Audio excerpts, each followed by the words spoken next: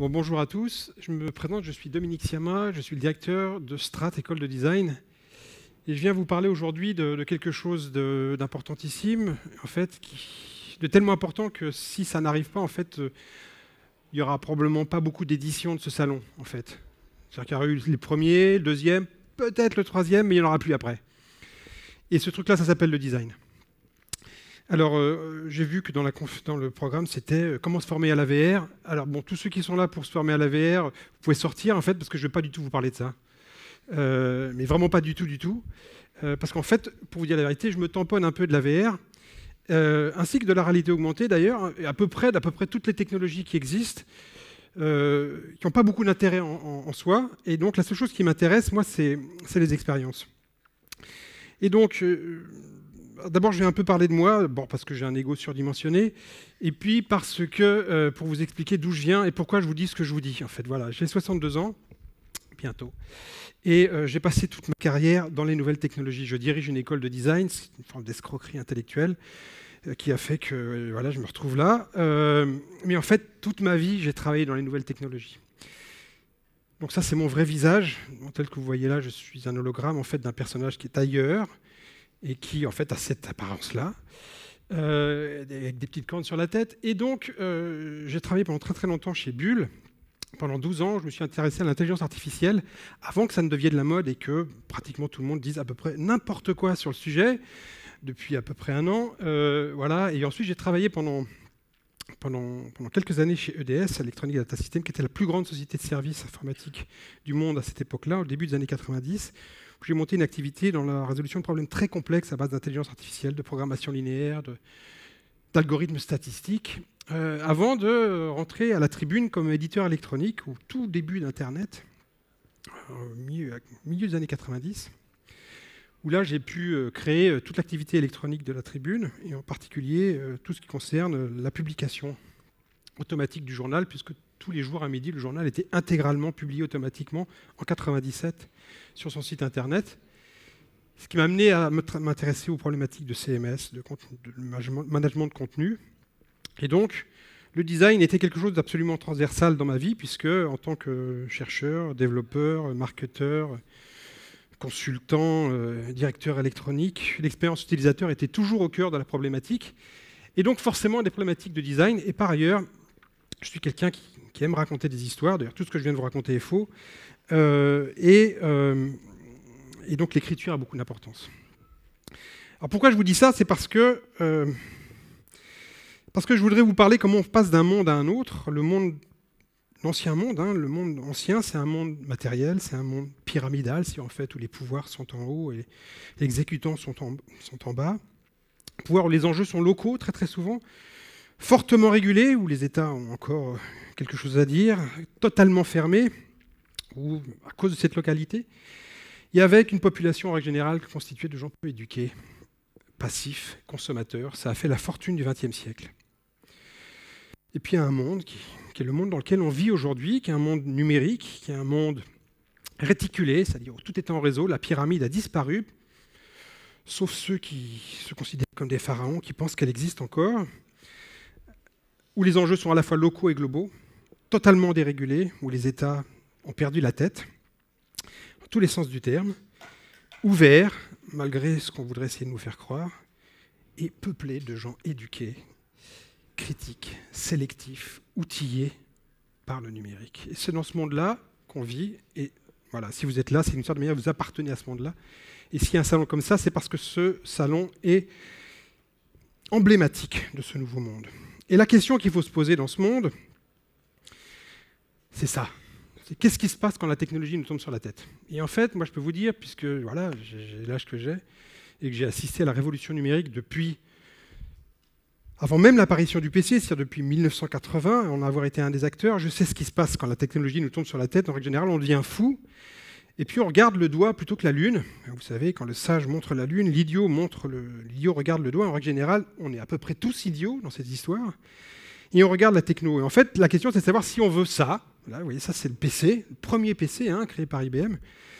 Une horreur absolue, à tout point de vue. C'est-à-dire que c'est vraiment très moche, et y compris en termes d'expérience utilisateur. Où est-ce qu'on veut ça? Ça, c'est le Mac, c'est 1984. On se dit, quel dommage que le monde ait été envahi par des PC plutôt que par des Mac. Mais c'est comme ça, c'est la vie. Et puis, est-ce qu'on veut ça? C'est-à-dire Windows 1. Ça, c'est Windows 1, d'accord? Ou est-ce qu'on veut ça? L'OS de Mac, d'accord? Est-ce qu'on veut ça? Alors ça, c'est SAP aujourd'hui. Hein. Ça existe, c'est maintenant. Hein. C'est pas il y a longtemps, c'est maintenant. Est-ce qu'on veut ça? Mais non, on ne veut pas ça, en fait.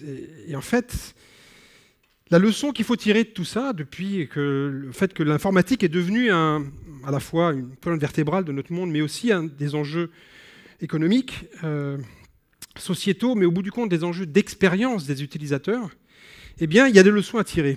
Et les leçons à tirer, alors je ne sais pas s'il y a des professionnels dans la salle, certainement beaucoup, voilà, c'est qu'il ne faut jamais confier aux informaticiens la définition d'une offre. Voilà, vous avez Windows d'un côté, puis vous avez macOS de l'autre. Ben voilà, Windows, c'est des informaticiens qui ont fait de l'informatique pour les informaticiens, et macOS, c'est des designers qui ont fait de l'informatique, qui ont conçu l'informatique pour les informaticiens, mais pour le coup avec une qualité d'expérience qui n'a rien à voir avec ce que peut faire un informaticien, puisqu'en règle générale, un informaticien ne s'intéresse qu'à une seule chose, c'est-à-dire la qualité de son algorithme.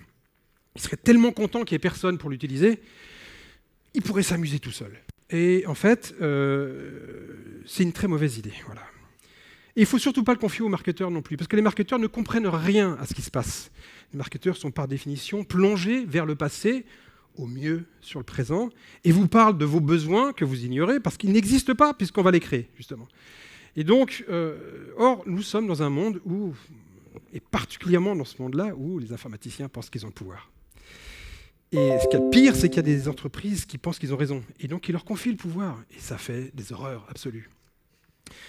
C'est la même chose avec les marketeurs. Si on pense, bah oui, c'est forcément une histoire de marché, donc on va confier au marketing le soin de définir les offres, et ça fait des catastrophes absolues, parce que vous ne pouvez pas imaginer des offres innovantes, disruptives, et surtout adaptées à un public qui est un public exigeant, cultivé, en quête de sens. Vous ne pouvez pas les considérer comme des consommateurs. Nous ne sommes plus des consommateurs, nous sommes des êtres humains, avec des besoins, avec des envies, avec la volonté de nous réapproprier nos vies. Et c'est typiquement ce qu'un homme du marketing ignore absolument, et encore plus un informaticien, puisque l'informaticien, bon je suis méchant, hein, ignore même le monde. Hein, c'est-à-dire que le monde se réduit à sa sphère algorithmique, et le reste n'existe pas. Je suis désolé pour les informaticiens qui sont dans la salle. Et donc... Et l'immersion, parce que l'immersion nous tombe sur la tête. Regardez, c'est fantastique ce qu'on voit là. C'est vraiment fantastique. Il y a de la jeunesse, il y a des offres qui font papa-maman. C'est extraordinaire. Mais en même temps, il va se passer la même chose. Voilà, si on ne fait pas gaffe. Il va se passer la même chose. Et donc, la question c'est, qui va imaginer les expériences immersives de demain? Voilà, parce que si on confie ça aux informaticiens, ça va être une horreur. Si on confie ça aux marketeurs, ça va être une horreur aussi. Ça va louper sa cible. Et donc, la seule réponse à ça, c'est la réponse par le haut. C'est la réponse par le design. Alors, qu'est-ce que c'est que le design? Parce que peut-être que vous savez ce que c'est que le design, mais je pense qu'en règle générale, les gens ne savent pas ce que c'est que le design. Parce que le design, pour les gens, c'est ça en fait. Hein, c'est ce truc-là. Voilà, ça, c'est ça le design. Voilà. Mais ça, c'est moche, hein, par ailleurs. Mais donc, c'est pas le design, ça. Bon. C'est pas le design du tout. Le design, c'est quelque chose de complètement différent. Je vais vous faire en 35 secondes l'histoire du design depuis la révolution industrielle. Le design naît en même temps que la révolution industrielle. La révolution industrielle, c'est quoi? C'est l'homme comprend que la science peut se transformer en technique, la technique en process, la process en usine, et les usines en biens de consommation. Et pour ça, on a besoin de gens qui vont faire fonctionner ces machines. Et donc, les machines prennent la place des artisans. Et donc, tous les enjeux de la production d'objets deviennent des enjeux industriels. Et donc, les designers sont là.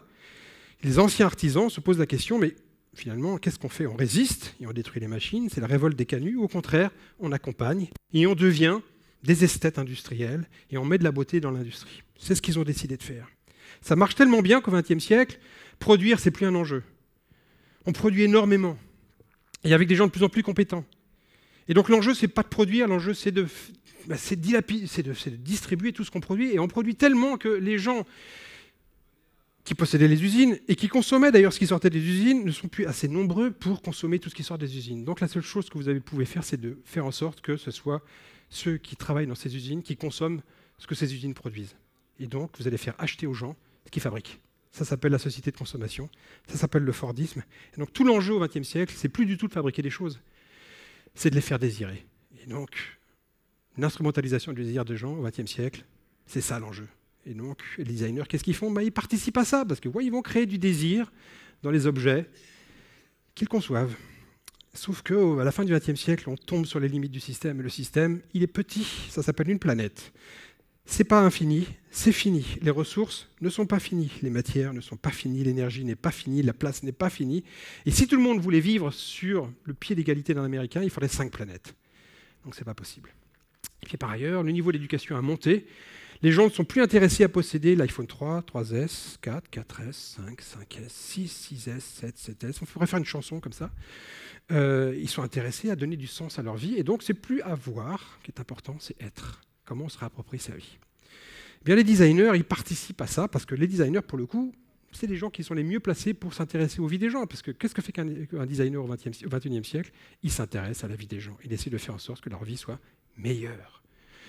Comment? En s'intéressant à tous les moments de la vie des gens, c'est-à-dire les petits, les grands, les douloureux, les jouissifs, les intimes, les publics. Voilà. Tous les moments sont susceptibles d'être appréhendés par les designers et donc ils vont être capables de designer des choses mieux que ça, des objets, des espaces, des expériences, des services, des systèmes. En fait, quelque chose qui fait un grand tout qui s'appelle la vie des gens, parce que la vie des gens, c'est une succession d'expériences vécues dans des espaces à partir d'objets. Et puis, en plus, elle est sociale.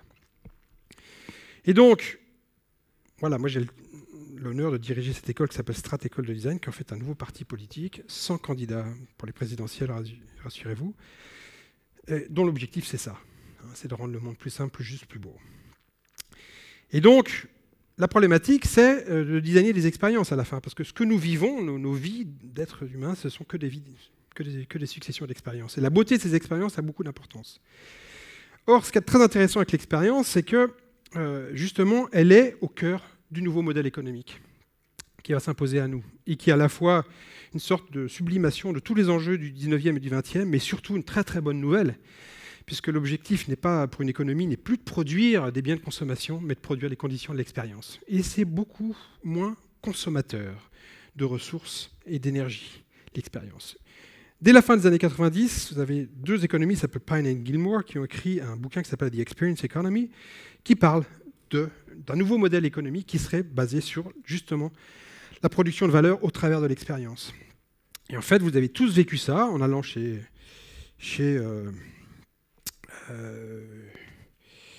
je me souviens plus de cette chaîne de café, là, où on boit du café des Américains, Starbucks, voilà.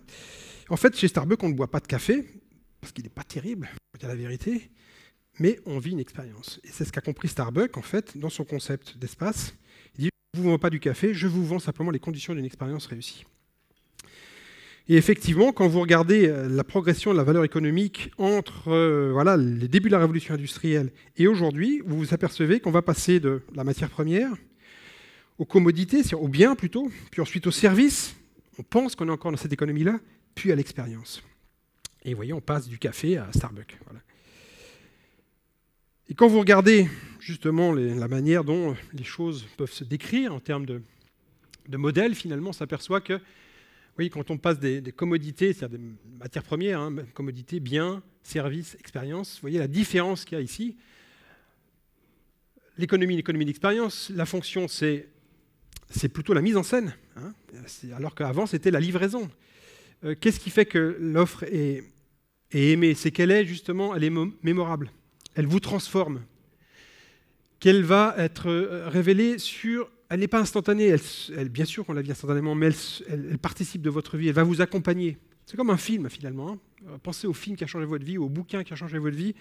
Il vous accompagnera toute votre vie, il vous a changé de manière définitive. Et donc, qui sont les acteurs de cette économie? C'est les gens qui sont comme moi sur scène et qui vous font le spectacle, en fait.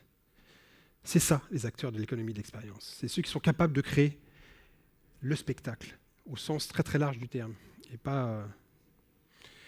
au sens de l'économie du spectacle. Voilà. Et donc, vous voyez, quel est le statut de celui qui en profite? Il est passé de l'état d'acheteur à l'état d'invité. Il est invité. Il est votre invité. Il est votre obligé, d'une certaine manière. Et puis, les caractéristiques, c'est les sensations. Voilà. Et on est exactement, si vous regardez ce qui se passe dans ce salon, on vous parle de ça. On vous parle exactement de ça. Et donc l'économie permise par ces technologies, c'est l'économie de l'expérience. Et donc la question qu'il faut se poser, c'est l'affirmation.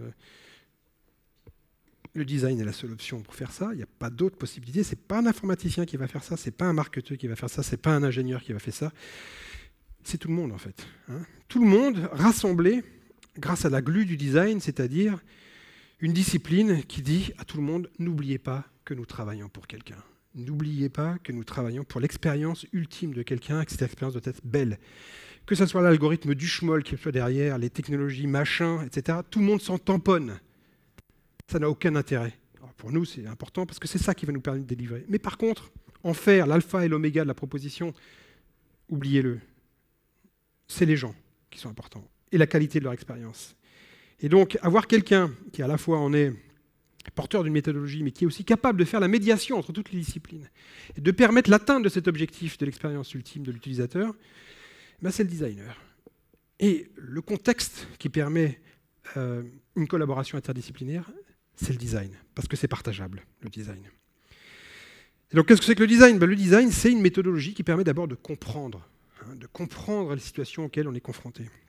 Et vous ne pouvez pas savoir combien c'est, ça a l'air comme ça évident, comprendre pour questionner, pour observer, pour être empathique, pour tester, pour proposer, c'est typiquement ce que personne ne fait. C'est-à-dire que vous sortez d'une grande école d'ingénieur, ou une grande école de commerce, vous êtes bourré de certitudes. C'est-à-dire que vous avez les réponses à toutes les questions. D'ailleurs, comment voit-on que vous êtes un bon élève dans ces écoles-là? C'est quand on vous pose une question, vous y répondez. Parce que c'est ce qu'on vous a appris toute votre vie. C'est-à-dire que les bons élèves sont ceux qui lèvent la main le premier, parce qu'ils ont la réponse. Eh bien, dans une école de design, les bons élèves, c'est ceux qui n'ont pas la réponse. C'est ceux qui se disent d'abord, vous êtes sûr que votre question elle est bien là? Parce que moi, je ne vais pas répondre à une question à la con si la question elle est con. Donc, je vais déjà me poser la question de la question. Est-ce que votre question est intéressante? Est-ce qu'elle est bien posée? On va d'abord essayer de voir la question, puis ensuite, on va essayer d'y répondre. Et puis, si on y répond, on va y répondre de 1000 manières, parce qu'il n'y a pas qu'une seule réponse à une question complexe. Il y a plein de réponses, d'accord? Et alors, typiquement, l'esprit linéaire qui est à l'œuvre chez nos polytechniciens, nos centraliens, nos énarques, nos HEC, etc., qui sont tellement sûrs d'eux que dès qu'ils ont la réponse à tout. Eh bien non, c'est pas comme ça qu'il faut faire.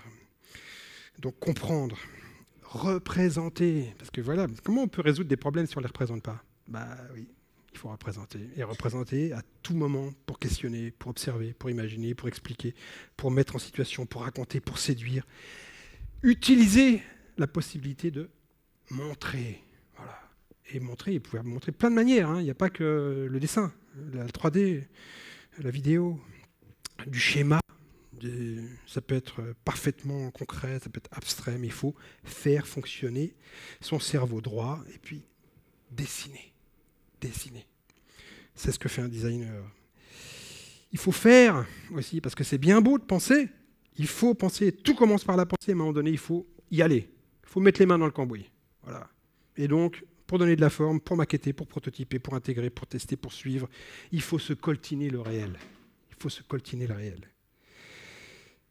Il faut résoudre, parce que tout ça, c'est de la résolution de problèmes. Le design est une méthode de résolution de problèmes. Non linéaire, c'est-à-dire que déjà, la question, vous allez la triturer. Les réponses, il n'y en a pas qu'une, il y en a plein. Cette capacité à questionner, elle est à l'œuvre tout le temps, c'est-à-dire que c'est un esprit critique qui est à l'œuvre tout le temps. Une approche multidisciplinaire, je vous l'ai dit, personne aujourd'hui peut prétendre à lui tout seul résoudre un problème, c'est forcément un travail collaboratif.